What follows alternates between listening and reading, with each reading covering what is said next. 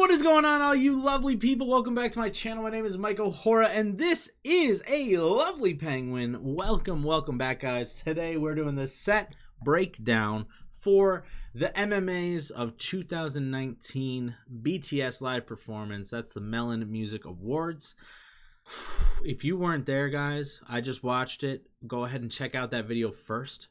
Holy moly, was this performance utterly crazy. Actually crazy. I can't even believe it. It was so much more than I was expecting. But with that being said, there was also a lot of really cool set pieces here. So we're going to break those down for you guys just so you can take a look, maybe learn something, and yeah, we'll get to be even more impressed by what BTS did on that stage that night. Oh, also sub to the channel. Or else. No, I'm just kidding. But it's free. Do it, please. We want to grow. I don't know what's wrong with me. I'm in such a weird mood because I just watched this crazy performance. Now my brain doesn't work anymore. Alright, let's check out the video. Alright, so just to start us off, they start us off on some video recording that they made prior to the night of the concert, which has them seated inside this room. Their shadows are walking around, looking over them, while all the guys are asleep here on these couches. Not that much set dressing going on for the most part. It's a lot of luggage, some suitcases. Then they got the couches here as well, the seats. Then and then they got the windows in the back with they got the windows in the back with the curtains up as well. So there's really not all that much stuff going on. Most of the time when it comes to like curtains and stuff, I mean, these guys probably had stuff just on standby, knowing how well they're doing. But a lot of the times, especially on like cheaper sets, they'll typically just, you know, buy out a couple of sets of curtains, and then honestly, they'll just return them once they're done, because you only have them for a couple days, and like they're not really dirty for the most part, as long as you're not doing a scene where like you're getting them dirty. But I mean, if they're just hanging there, people a lot of times will return them. Don't tell everybody that I told you that. That's not me. But yeah, for the most part, it's all gonna be props that you can get from a prop house, you know. Sometimes they even can take stuff from crew members' houses and stuff too. A lot of the times art directors will have a lot of this stuff on hand at home or in their garage or in a storage unit, just because it does come in useful to have sometimes, and it's cheaper than having to rent them all the time. So art directors and set designers will a lot of the times kind of collect things as well in order to have them, you know, just in case you need it. Some people will call it hoarding, and I would agree. No. It's also why I'm never going to be a set designer or anything like that. Or a production designer. So, but I will say it's really cool too, because like, you know, they kind of later on in it, they talk about moving forward and like, who am I going to be in the future? So I feel like the shadows are kind of like their past, because the shadows would typically be like behind them, you know, as like they step out into the light. And then also even the luggage and suitcase could probably be something along about like, you know, it's like, where are you going? Where's the future at? You know, it's you're traveling to another destination, which will bring you forward in time. So there could be some sort of little symbolisms in there. Like I said, it's kind of hard to tell, especially with everything that's going on. I want to say, and this is totally me just guessing and thinking, I don't actually know like the years to when the albums and stuff were released. So I think this is them kind of hinting towards the Wings era. I think we're past Map of the Soul at this point, or this could be the wrap up of Map of the Soul. I'm not sure. I'm just trying to be creative, but still really cool, nice little set. It's really simple. They also have the flip side as well. We'll see a little bit later where they have the small little TVs, which is a nice little touch, to be honest. I forgot this said this at the beginning, so yeah, I guess this is the Map of the Soul. So I really, really like this little set that they got going on here. It's a classroom. It's dirty. I mean, they got books thrown all over. They're on the floor. They're scattered on the desks. There's even some on the podium. People have been writing all over the walls. And like the chalkboard's got scribbles all over it and whatever crossed out. There's shadows. There's an ego. So maybe those shadows represent their ego. I don't know. But a lot of these things are different emotions, and then you got your egos here. Who am I? More dreams. And yeah, I think this is kind of like that internal thing that they're going for. But in terms of set dressing and stuff, it's a relatively simple build, just like we've talked about in the past, where it's like you just build a big room. You know, they definitely got a big chalkboard here. You can either buy or rent those. Typically, you'd rent them from some prop house or something like that. And then you can just attach them to the walls here. They also put some lights on it to really accentuate it a bit too. I mean, they put tubing lights all around as well to kind of highlight the room and make sure it's nice and bright, because it's definitely harder to do it when you're doing it live rather than if you're filming a music video or something where they can have huge lights just like craned over and showing everything that's going on, you know. But then it's cool because this has the functioning door, which is going to open up and lead him out to the stage where he'll be in front of everybody. So a really quick little build here too. It shouldn't take very long. Just kind of paint it up, keeping it kind of dirty looking. So they obviously didn't do like a great job painting, but that's on purpose. So obviously when you're trying to paint a room to make it look good, you would make sure all the paint is smooth and it's even and whatnot. So here you can tell like there's a lot of spots where there's thicker paint, and then it kind of thins out a little bit as well. And yeah, it just kind of goes to show this is a nice little dingy room, you know? So this actually faked me out when I was watching it for the first time. I thought he went back into the same room, but it's actually just another set of another classroom. It's a little bit differently done. There's no more spray paint on the wall. Now there's a bunch of flyers or posters or whatever. The chalkboard has just the regular mathematic equations, it looks like. Some sort of geometry on there, perhaps. I don't know. But it's a lot more cleaner. The guys are looking a lot more cleaner. And actually now that all the guys are there, it's not just RM anymore. And yeah, it's just a nice little classroom thing.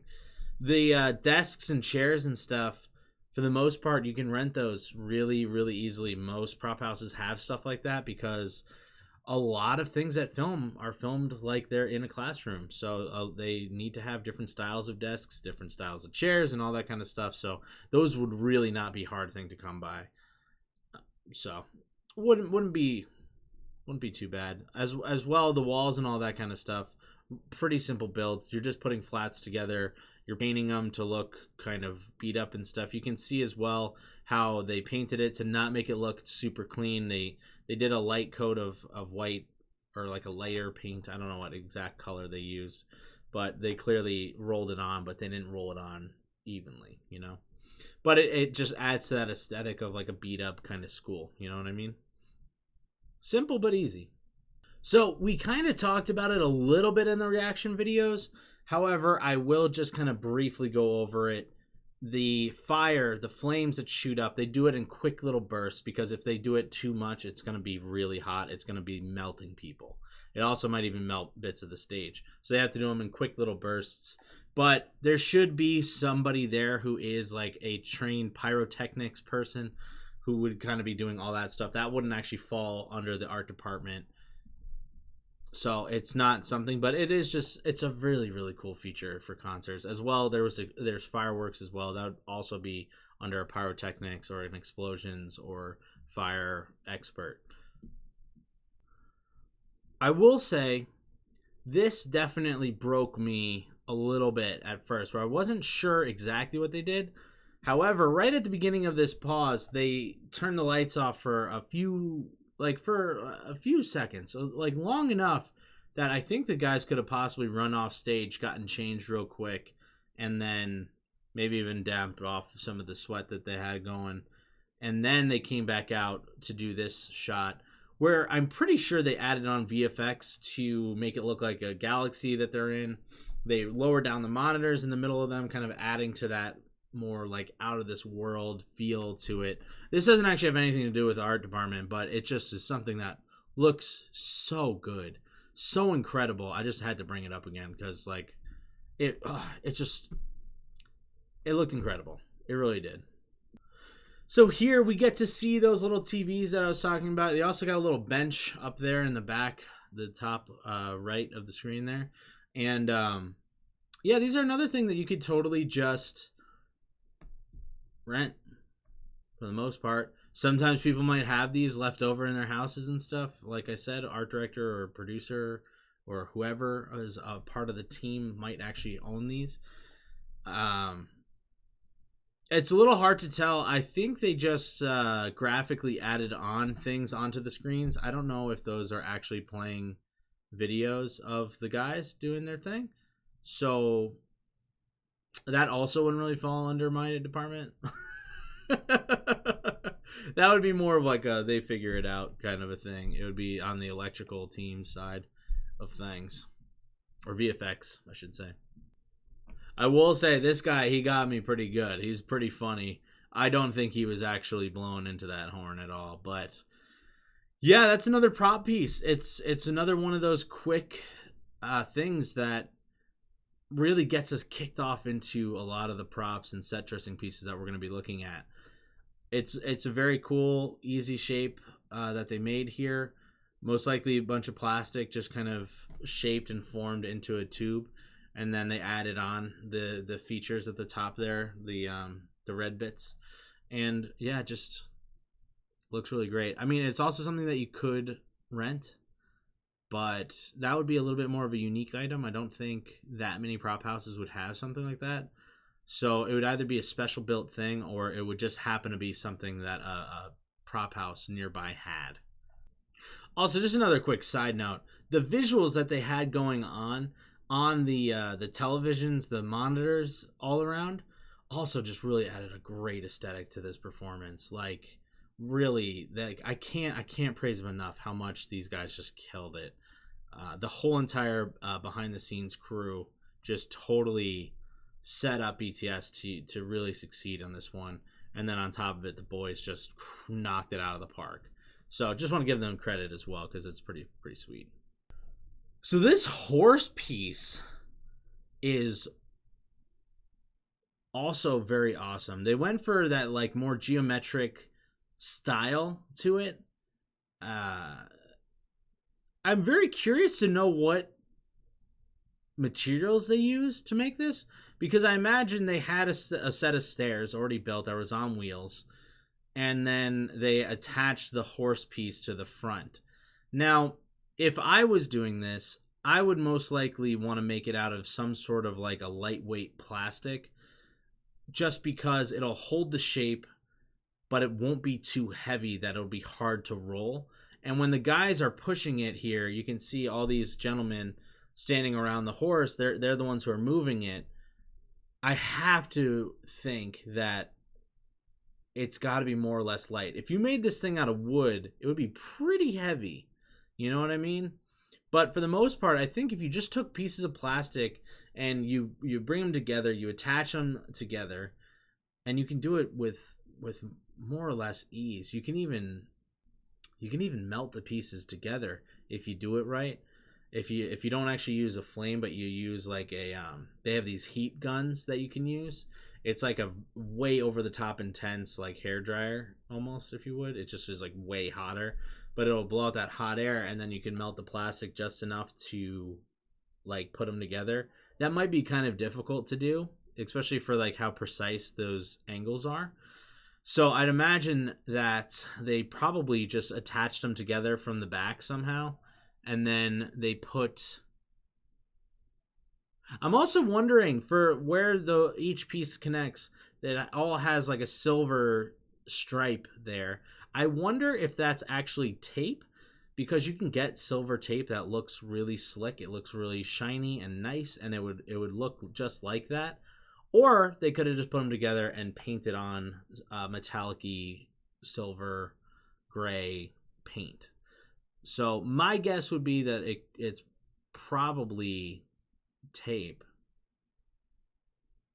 I don't know. We don't really get to see it too well, but either way, the whole thing ends up looking so great. They have the reins on it as well, so he gets to do his whole, like, you know, rocking the horse thing. And it's a really, really cool piece, you know. It's a very, very cool piece. So then we got our guy Suga. He's on these steps. It's just exactly what it is. It's a set of stairs. The lighting is awesome. It goes perfectly with the graphics that they have on the screens. And it looks so cool. I mean, it's a very simple thing for our team to do. For the most part, a lot of these stadiums, when they do concerts like this, they usually will have props such as a flight of stairs or something handy. So they probably didn't actually have to build anything. If anything, they just painted it to make it look the way that they want it to look. But even if you have to, everything's on wheels because they have to be able to get it on and off the stage really quickly. So the hardest part really is just getting it on wheels. I mean, if you have to build a flight of stairs, it's really not that hard to do. So it's little things like that. This is got to be one of the more impressive things that they actually put onto the stage. It's a very simple concept. It's a small pool. They put like not even a quarter of an inch of water into it, but it's just enough water that he can get like the frills on his sleeves wet. He gets his pants wet. So when he moves, it splashes and it makes every movement look just that much bigger. As well, they got the fog coming in, but you can see they use like a plexiglass plastic border here as well. So I'm just wondering how they get the water on and off the stage. Typically, what I would do is have some sort of a tarp feature in this where the water would just be able to, we could just basically just roll it into a bag and drag it off the stage really quick. But it doesn't look like that's the case for what they did here. So perhaps they just used like a more secluded part of the stage, because that stage is enormous, and had him go over to this. This also could have been one of the things that they pre-recorded as well and just put it up on there so that he didn't actually have to get wet for this, you know, because I don't think he has wet hair at all in the rest, and you can see his hair is clearly in the water there. But either way, this still, if they did this live and had him in the water and then got him out, dried the stage off, and cleared this whole thing before like the next part of the song, that would be super, super impressive, and that is for sure. I actually had to build a pool like this for a music video once. It was for some Japanese band that I never caught the name of, but they had some dancers in the water, and it was the same kind of a deal. We actually did it at the old Los Angeles Zoo, where it's not really a zoo anymore. It's just like where you can see what the old exhibits look like. And it's like open to the public and all that kind of stuff, and they rented it out. And we built a little pool inside of a zoo exhibit where they used to hold animals. And that one was hard because that also had an unlevel floor, and they wanted to make the water level. So it was a tough one. We made it work, but it was tough. They also wanted to make it look like it was raining too, and we didn't have a rain rig set up. This was one of my earliest jobs I did. Like, literally, I think it was the second job I did. So I was still new. I was just a PA for it, so it was a lot of learning on that one. This staff that RM picks up, it's got to be another prop, something you'd rent from a prop house. Wouldn't be something you typically have to build. But then again, these shows, I don't do live shows. I'll remind you once again, I don't typically do stuff like this. So I would imagine that they rented it from a prop house. Be a little bit tougher to build. So it would probably be something you have to special order where they can like cast this thing to look like that and make it into a metal piece like that. Then we have the leopard, the big inflatable leopard.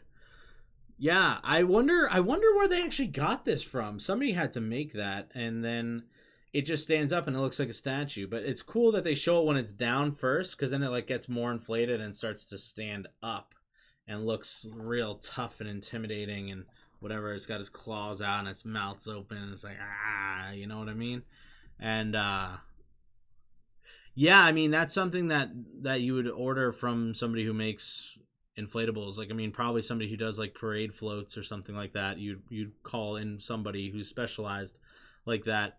I mean, other than that, it's like you'd make a small balloon. You have to cut out the patterns and attach them together and make them airtight. All right, we're in the end game here, guys. This is insane to me. This is actually crazy. Whoever built this is kind of nuts. This piece is gigantic. And the craziest part is it's on wheels.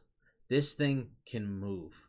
It starts off in the very, very back where all the monitors and stuff are in front of it. And then all the monitors open up. They go off to the side. And this comes through. The guys are all seated on it. They got all these people on it. The people with the fans. The people with the big feather fan things. They got the ladies with the harps going up there. And then you got like the horn people in the front as well. It's all lit up. It actually has lights inside of it that you can see as well. You know, this thing has got to be so heavy. So heavy. And not to mention the fact that it is so detailed. There's so many details. Just this top piece is mind-blowing to me that they would even make something like this. How much money did they spend on this performance is the biggest question that I have. I can't even fathom it. It's so much bigger and larger scale than anything I've worked on that I genuinely have no idea how much this would cost. I mean, for the most part, a lot of the stuff you can get from prop houses, like I've said in the past.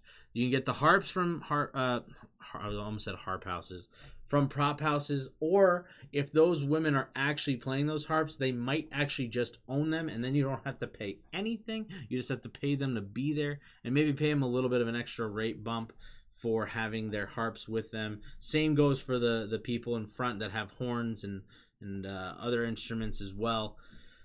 But like, they got the gigantic doors, they got the huge cutout piece there. You can actually see that there's things behind it, so you know it is cut out. But just special cutting that just would be so much. The pillars as well. I mean, all of this stuff would be made out of like it would have to be made out of some sort of a lightweight materials. But even still, they paint it perfectly. It looks like it's marble. It looks like it's stone. It looks like it's gold. It looks like it's gold. And then also you got the statues on the side that actually I didn't even notice until I was looking at it right now. Those you can also get from rental houses as well. You can actually get them like plastic ones that they have molds. They just pour plastic into it, and then they have like a light statue that would be easier to carry around and it'd be pretty lightweight, but it's crazy. And then on top of it, they have horses. You rent those horses. You rent them from people who own horses and train them. There's people who have specially trained animals for different productions and stuff like that. So I'm sure these are specially trained horses that wouldn't get freaked out from all the music, the lights, the people, and all that kind of stuff. They're well trained enough not to go crazy and start kicking people or whatever. But this set is genuinely crazy to me. Genuinely crazy. My brain started to snap in half thinking about everything that went into going to make this. I would be so overwhelmed. Even this top piece. Even that top piece. Like, how on earth do you even make that? And it looks like it's one piece. It also doesn't look like a printout either, and it doesn't look like special effects. Crazy.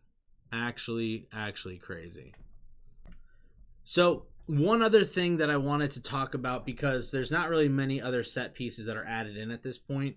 It's the finale. What they do here at the end is the stagehands, or even the dancers. I think they're kind of one and the same for this performance, to be honest with you, or they probably have specific stagehands that are literally just dressed up like the dancers. So like this fella right here who just ran a chair in, they have these desks. You can see that they're on wheels. They bring out, I believe, 3, possibly 4 of them at a certain point. And this last part of the song, they are moving so much.